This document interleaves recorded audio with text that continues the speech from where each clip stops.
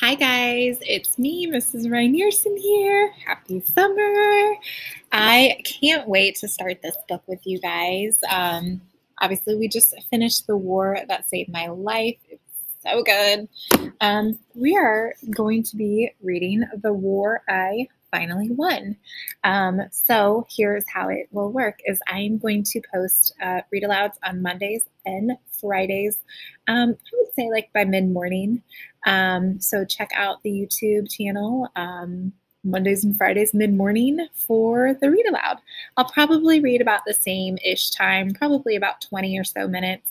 Kind of depends on how many chapters we can get through, and if we get to a really good chapter, we may have to read another one. You know how it goes. Anyways, we're going to go ahead and get started with The War I Finally Won.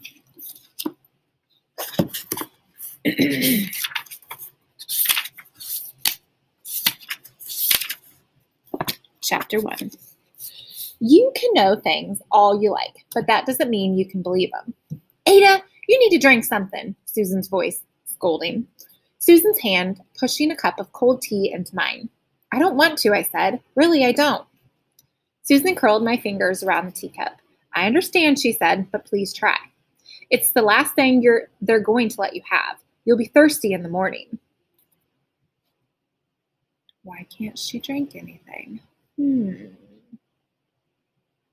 Why can't she eat? Did she say they can't eat anything? Just thirsty. Wonder what's going to happen. I have an idea, but I'm not going to say it. I'm going to keep it zipped up. My right foot was twisted sideways at the ankle. It had been all my life. My ankle bones grew curled, so my toenails scraped the ground, and what should have been the bottom of my foot faced the sky. Walking hurt like anything.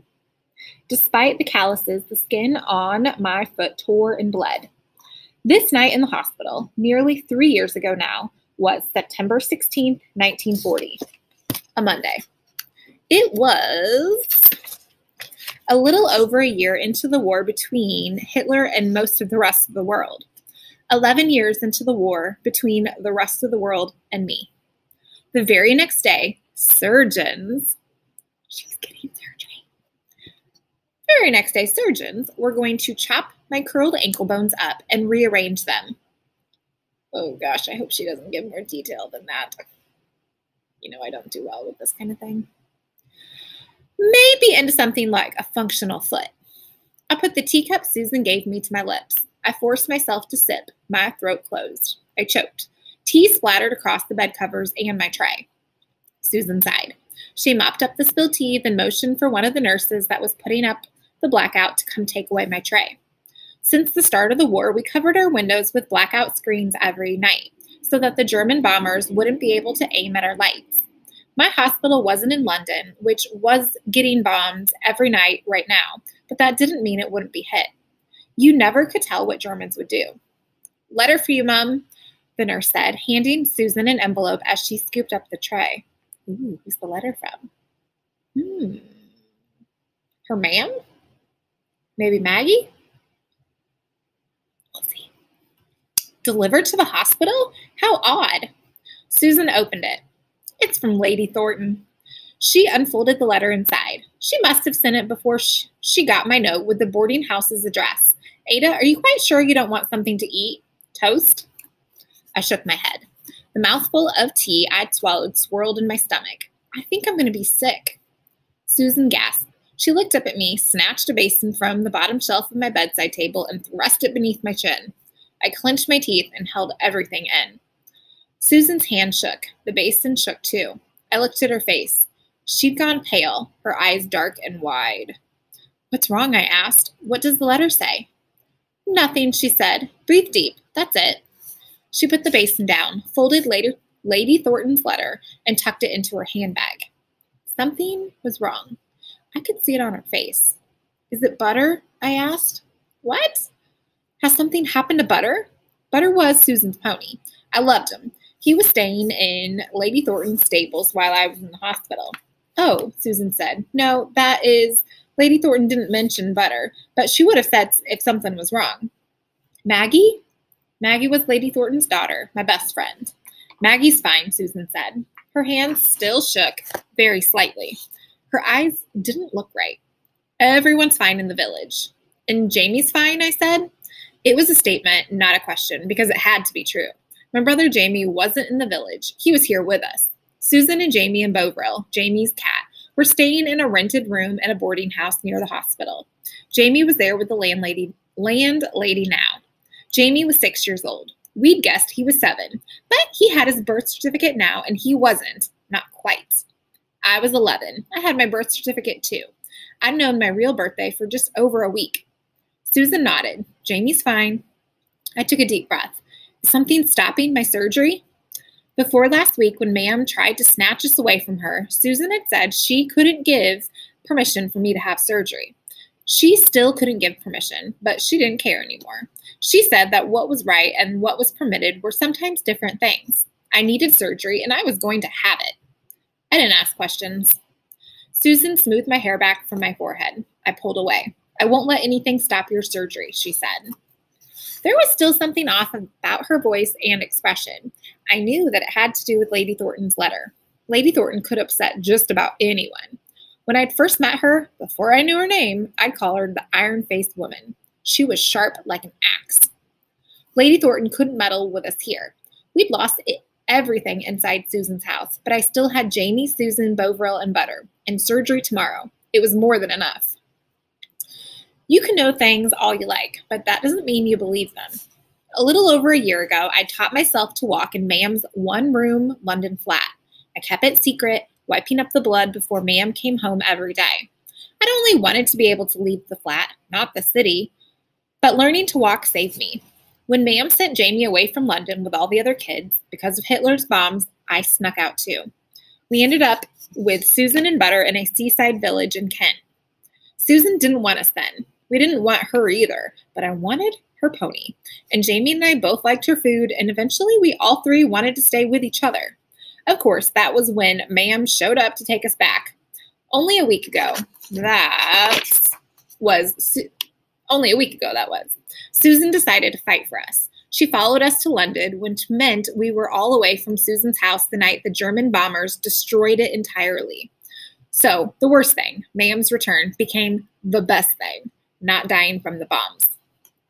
Now everyone was acting like my surgery tomorrow would be the best thing ever, which made me worry it might turn out bad. Susan said it couldn't be bad. She said she hoped my foot would work properly after the surgery, but if it didn't, I would be fine. I was fine now, and I would be fine afterward, no matter what. Maybe. Depended entirely on what you meant by fine. We were still in a war. The nurses claimed they'd be able to get all the patients into the basement quickly enough if the air raid sirens went off. They hadn't had to do it yet, so who knows if they really could. Susan leaned forward. She hugged me. It was awkward for us both. I let out my breath. My stomach still churned. Don't worry, Susan said. I'll see you in the morning. Go to sleep.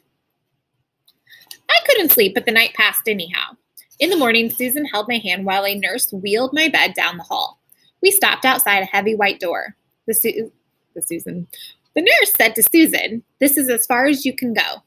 I hadn't realized Susan would have to leave me. I clung to her. What if it doesn't work? For a moment, her fingers tightened around mine. Courage, she said, and let go. Okay, I'm nervous for Ada and the surgery. I'm going to continue reading so we find out what happens. In the operating theater, a man in a long gown held a mask in front of my face. When I put this over your mouth, he said, I want you to very slowly count to 10. I only made it to 4 before I fell asleep. Coming out of the ether was hard. My right leg was pinned, trapped. I couldn't move. I broke into a sweat, struggling to pull myself free.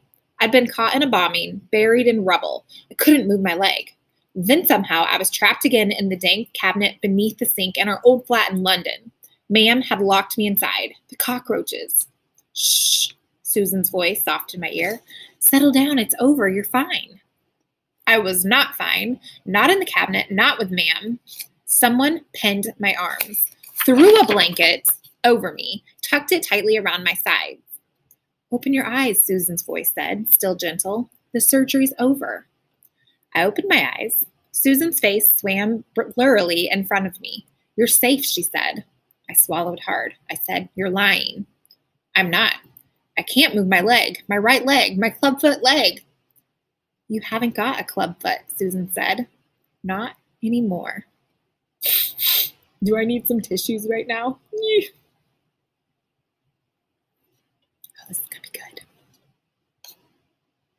Couple cheers. I woke properly in the middle of the night. Screens surrounded by my bed. A dim light shone behind them. Susan, I whispered. One of the night nurses came to my bedside. Thirsty, she asked. I nodded. She poured me water and I drank. How badly does it hurt?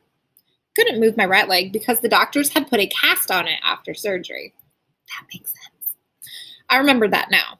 Beneath the plaster, a strong, dull ache centered around my right ankle and pulsed toward my knee. I don't know, I said. It always hurt. More than you can bear? I shook my head. I could bear almost anything. The nurse smiled. That's right, she said. Your mother said you were a tough one. She handed me a pill. Swallow this. I said, Susan's not my mother. Thank goodness for that. I swallowed the pill and fell back asleep. When I opened my eyes again, Jamie's face was inches from mine. I would scream. His hair looked like it hadn't been brushed in weeks. His eyes were red and swollen. He was crying. I pushed myself up in a panic. What's wrong? Jamie launched himself onto the bed. He banged into my cast. I winced. Easy, Susan said, pulling him back. Jamie burrowed against me. I put my arms around him and looked over his head to Susan. Tell me what's wrong, I said. It was in Lady Thornton's letter, Susan answered. I nodded. I knew that. Jamie said, our ma'am's dead. You can know things all you like, but that doesn't mean you believe them.